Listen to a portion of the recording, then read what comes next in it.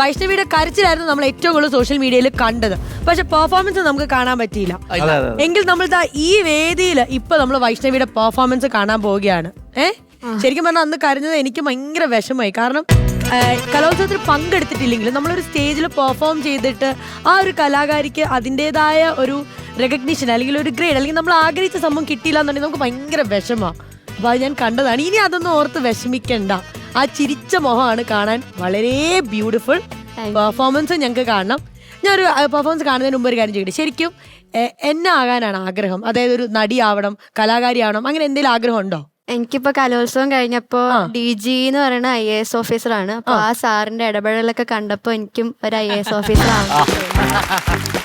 പക്ഷെ ഒരു കാര്യം ഉണ്ട് കേട്ടോ, കഴിഞ്ഞപ്പോഴും ചോദ്യങ്ങൾ പലരും കരഞ്ഞു മാറിയെങ്കിലും പ്രതികരിക്കില്ല. മോൾക്ക് ഇപ്പം അപ്പീൽ കിട്ടാത്തോണ്ട് ഫൈനൽ സ്റ്റേജ് മോൾക്ക് കിട്ടിയില്ലല്ലോ. പക്ഷെ അതിന്റെ ഇരട്ടി പ്രേക്ഷകർ കാണുന്ന ഒരു വേദിയാണ് ഇപ്പൊ കിട്ടിയിട്ടുള്ളത്. അപ്പൊ ഈ കലയോടൊപ്പം തന്നെ പഠിത്തവും മുന്നോട്ടേക്ക് കൊണ്ടുപോവാ, ഒരു IAS ഓഫീസർ ആകാൻ സാധിക്കട്ടെ. ഓക്കെ, പെർഫോമൻസ് കാണാം. All the best. Thank you. All the best. All the best. പറയൂ, പീഡിപ്പിക്കപ്പെടുമ്പോൾ അവർ ഏത് നിറത്തിലുള്ള വസ്ത്രങ്ങളാണ് ധരിച്ചിരുന്നത്? പറയൂ, അടയാളങ്ങളോടെ പറയൂ. അറിഞ്ഞൂടാ ജഡ്ജിയമ്മാന്. 1.5 വയസ്സ് മാത്രം പ്രായമുള്ള എന്റെ കുഞ്ഞിന് നിറങ്ങളെ തിരിച്ചറിയാനാവില്ല. തൊട്ടിലിൽ പാതി മയക്കത്തിലായിരുന്നു എന്റെ കുഞ്ഞിനെ എടുത്തോണ്ട് പോണ ആളെ നോക്കി അവൾ മോണ കാട്ടി വാ പിളർന്ന് ചിരിച്ചിട്ടുണ്ടാവും. പറയണം മൈലോഡ്, പൊന്തക്കാട്ടിൽ പാവ കുഞ്ഞ് ശ്വാസം മുട്ടിപ്പിടുന്നത് ഇനിയും ചോരക്കറ വിളങ്ങിയിട്ടില്ലാത്ത ഈ കുഞ്ഞുടുപ്പിന്റെ പേരിലാണോ?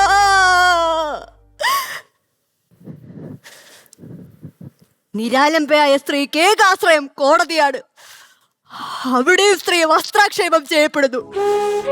ഇനിയും ഞങ്ങളെ ചോദ്യം ചെയ്യാൻ വിളിച്ചാൽ ഈ കോടതിയുടെ ഉത്തരത്തിൽ കെട്ടിത്തൂക്കി ഞങ്ങൾ ഞങ്ങളുടെ ജീവിതം അവസാനിപ്പിക്കും. വേണ്ട, ഞങ്ങൾക്ക് നീതി വേണ്ട, ഞങ്ങൾക്ക് നീതി വേണ്ട.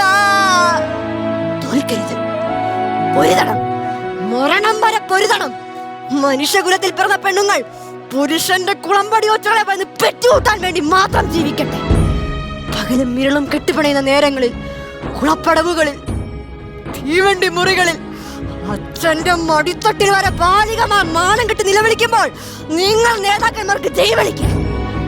ഈ രാത്രി അർത്ഥമില്ലാത്ത കാത്തിരി പിരിയിൽ തുടരും. ഇവിടുത്തെ പെണ്ണുങ്ങൾക്ക് ആങ്ങളമാർ ഉണ്ടാകുന്നത് വരെ, ആങ്ങളമാർ ഉണ്ടാകുന്നത് വരെ.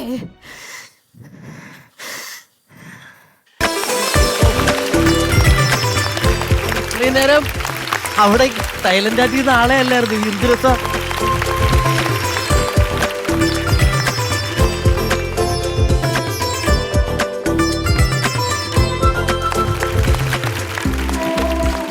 അല്ല മോളെ, ഇത് ജില്ലയില് പ്രൈസ് കിട്ടിയ ഈ പെർഫോമൻസിനായിരുന്നോ? എനിക്ക് ജില്ലയിൽ പ്രൈസ് വന്നില്ല. എനിക്ക് അതുകൊണ്ട് സ്റ്റേറ്റ് കളിക്കാൻ പറ്റാന്നെ. ജില്ലയിൽ കിട്ടിയില്ലല്ലേ? അപ്പീൽ, അതാണ് അപ്പീൽ പോയതല്ലേ? ഈ സെയിം ആയിരുന്ന പരിപാടി? ഓക്കെ. അല്ല, അപ്പൊ ജില്ലയില് അപ്പീല് കൊടുത്തിട്ട് അത് അപ്രൂവ് ചെയ്യാത്തവർ ഇത് കാണട്ടെ, ഇത് കണ്ടിട്ട് അവര് മനസ്സിലാക്കട്ടെ. അല്ല, ഇപ്പൊ ജില്ലയല്ലല്ലോ, ഇപ്പൊ മുഴുവൻ ലോകം മുഴുവനും കണ്ടില്ല. അല്ല, അപ്പീല് നമ്മൾ എടുത്തു. അതാണ് മോളെ, ഒരാൾക്ക് സെക്കൻഡ് ചാൻസ് കിട്ടുക എന്ന് പറഞ്ഞാൽ എല്ലാവർക്കും കിട്ടൂല. മോൾക്ക് അത് കിട്ടി. Yes, keep fighting. Okay, God bless you. മോളെ, മോളുടെ ഗുരു ആരാ, പഠിപ്പിച്ചത് ആരാ? ഇത് അങ്കമാലിയിലുള്ള ബിജു ആലിക്കൽ എന്ന് പറഞ്ഞ സാറാണ് എന്നെ പഠിപ്പിച്ചത്. ചെറുപ്പം മുതലേ മോള് ഇങ്ങനെ പഠിക്കുന്നുണ്ടോ? അതോ +1 തൊട്ടാണ് മോണോ ആക്ട് ചെയ്യാൻ തുടങ്ങിയത്. അപ്പോ സാറ് വീട്ടിൽ വന്ന് പഠിപ്പിക്കായിരുന്നു. എന്തായാലും ആഗ്രഹങ്ങളെല്ലാം സാധിക്കട്ടെ. ഗംഭീരമായിട്ട് പെർഫോം ചെയ്തു. നമ്മൾ ഒരുമിച്ച് എല്ലാരും സൈലന്റ്. നമ്മുടെ കോമഡി മാസ്റ്റേഴ്സിൽ ഇപ്പോ ഒരു ചെറിയൊരു സെഗ്മെന്റ് ഉണ്ട്. ഭയങ്കര ഇമ്പോർട്ടന്റ് ആയ സെഗ്മെന്റ് ആണ്. ചെറുതാണെങ്കിൽ വലിയ ഇമ്പോർട്ടന്റ് ആണ്. Cutie the beauty soap. The main is Vaishnavi.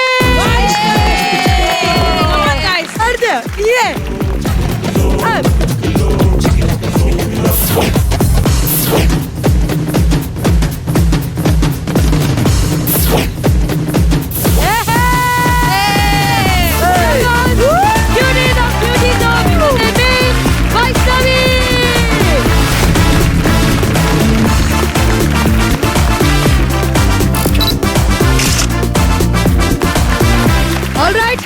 Future കലാകാരിക്ക് ഇനിയും ഇതുപോലെ തന്നെ സൗന്ദര്യം നിലനിർത്താൻ വേണ്ടി ക്യൂട്ടി ദ ബ്യൂട്ടി സോപ്പ് നൽകുന്ന ഗിഫ്റ്റ് ഹാമ്പർ.